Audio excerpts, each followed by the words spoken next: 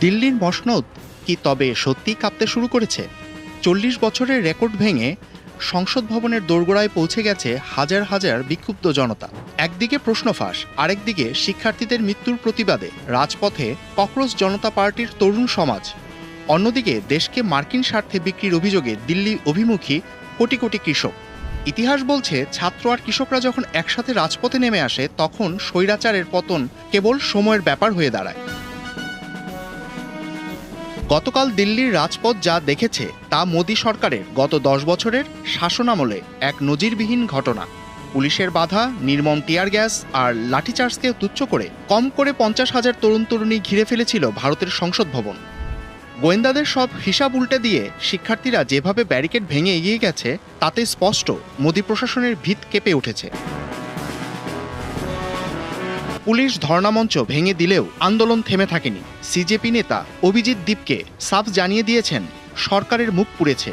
শিক্ষামন্ত্রী ধর্মেন্দ্র প্রধানকে অবিলম্বে বরখাস্ত না করা পর্যন্ত এবং নিট কেলেঙ্কারিতে আত্মঘাতী ২০ জন শিক্ষার্থীর পরিবারকে ১ কোটি টাকা ক্ষতিপূরণ না দেয়া পর্যন্ত যন্তর মন্তর থেকেই আন্দোলন চলবে।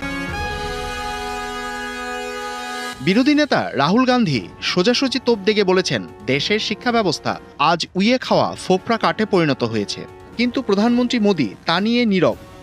দিল্লি পুলিশের ১১৮ কর্মী জখম আর শতাধিক শিক্ষার্থী হাসপাতালে। এই রক্তস্নাত দিল্লি আজ প্রশ্ন তুলছে, এই অহংকার আর কতদিন? ছাত্রদের এই আন্দোলনের মাঝেই মোদি সরকারের ঘুম হারাম করতে যুক্ত হয়েছে কৃষক বিদ্রোহ। ২০২৪-এর দিল্লি চলো আন্দোলনের স্মৃতি ফিরিয়ে এনে পাঞ্জাব, হরিয়ানা ও হিমাচলের কৃষকরা ফের দিল্লির দিকে ধেয়ে আসছেন। কারণটা আরও ভয়াবহ। অভিযোগ উঠেছে, প্রস্তাবিত ভারত মার্কিন বাণিজ্য চুক্তির মাধ্যমে ভারতের দুগ্ধ ও কৃষি খাতকে মার্কিন কর্পোরেটদের হাতে তুলে দেওয়ার চক্রান্ত করছে মোদি সরকার।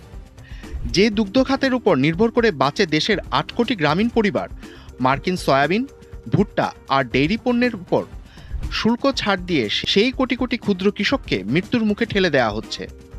হরিয়ানা সীমান্তে আবারও কংক্রিটের প্রাচীর গড়ে তুলে কৃষকদের পথ আটকানো হয়েছে। কিন্তু দেশ বাঁচাও মোর্চার ব্যানারে একজোট হওয়া এই কৃষকরা হুঙ্কার দিয়েছেন, গোপনে দেশ বিক্রির এই চুক্তি তারা যে কোনো মূল্যে রুখে দেবেন। চারপাশ থেকে এমন সাঁড়াশি আক্রমণের মুখে পড়ে মোদি সরকার এখন চরম ব্যাকফুটে। একদিকে সংসদে বিরোধী জোটের তোপে কাজ অচল হয়ে পড়েছে, অন্যদিকে বিজেপি নেতারা এই আন্দোলনকে শ্রীলঙ্কা বা বাংলাদেশের মতো গণ অভ্যুত্থানের চক্রান্ত বলে আখ্যা দিয়ে নিজেদের ভয়টাই জাহির করছেন।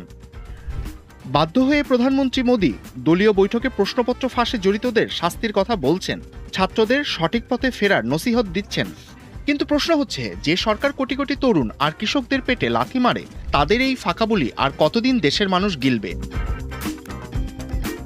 ইতিহাস সাক্ষী, কোনো সরকার যখন ছাত্র এবং কৃষক এই দুই শক্তিকে একসাথে প্রতিপক্ষ বানিয়ে ফেলে, তখন পতন ঠেকানো কোনো এজেন্সির পক্ষে সম্ভব হয় না।